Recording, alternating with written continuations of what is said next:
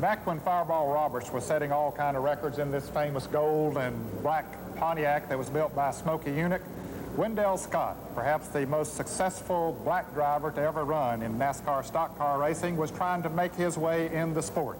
He was having a tough time of it because he really didn't have the kind of equipment that he needed to run up front.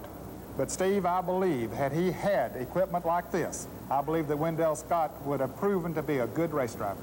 You know, Ned, he was just as much of a pioneer to stock car racing as Jackie Robinson is to baseball. And I guess in general, the fact that he's not more widely recognized is because stock car racing wasn't getting anywhere near the type of attention that it gets today. You know, you may remember a few years ago a movie called Greased Lightning, which starred Richard Pryor. Well, that was not a Hollywood script. That was the life and times of Wendell Scott.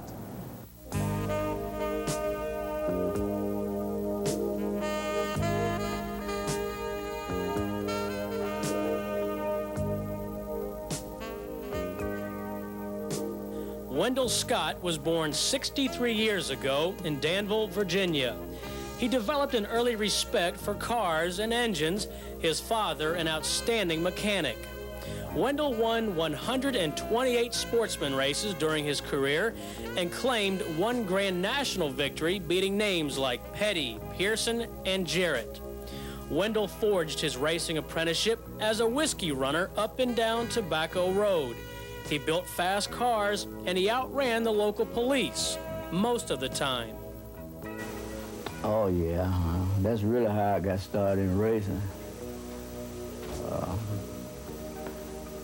They opened up a little small track in Danville called the Dixie Speedway, and they wanted to get some black drivers, and they thought they didn't know who to approach, so they went to the police department to find out what black guys had speeding records, things like that.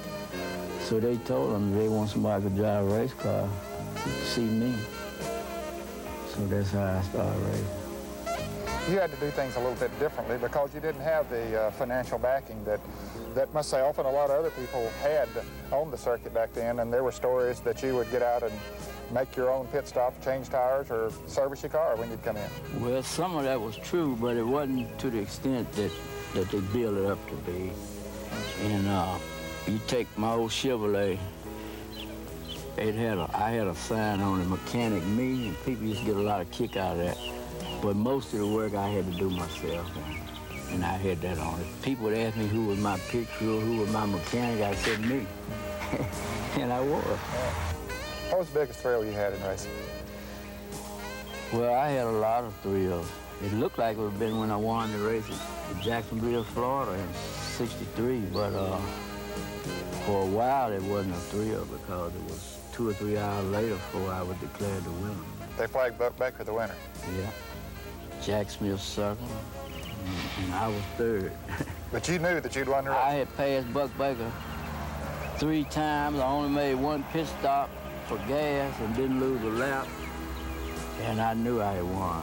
And Jack Smith had the fastest time, and if they had had him the winner, it would have been a question in my mind whether I had won or not. But him and Neil Castle got hung up, and they went out across the infield once, and I didn't know how long he stayed in the infield. But there wasn't no question in my mind about Buck Baker. I knew I had won the race.